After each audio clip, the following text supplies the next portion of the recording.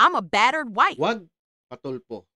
Nakakalungkot na 'pag sinabi ng babae na sinasaktan siya ng lalaki, hindi na sila maganda yung samahan nila, I'm a battered wife.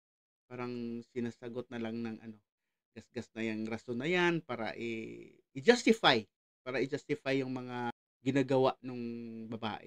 Nakakalungkot. Sino ba naman ang nagpapauso ng ganyan, na linya na yan? Ito talaga si Idol parang ano niya, winawala niya yung dignidad, no? Pinabababa niya yung dignidad ng babae. Sabi ng ang babae ng gano'n, hindi na natin paniwalaan.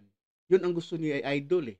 Ayun na niya yung ganun. Bakit ganun ang ganun na lang ang ano ni Idol sa mga babae. Kagaya nito, si Jose, nireklamo niya yung asawa niya na may kabit na doon sa abroad.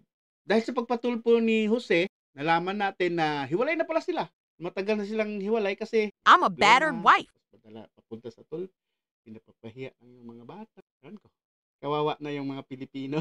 Ibalik natin yung dignidad ng mga babae. Grabe naman. No? Parang ano, ayaw ko sanang i-discuss ito kasi alam ko na parang alam ng kwenta to, puro love story na lang, parang ano na lang. Pero nakita ko kasi sa comment section na gas-gas na daw.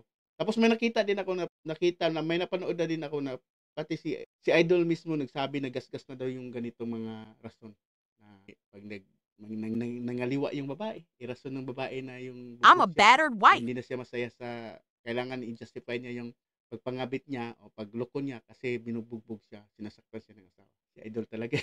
Ayun lang, wag magpatulpo.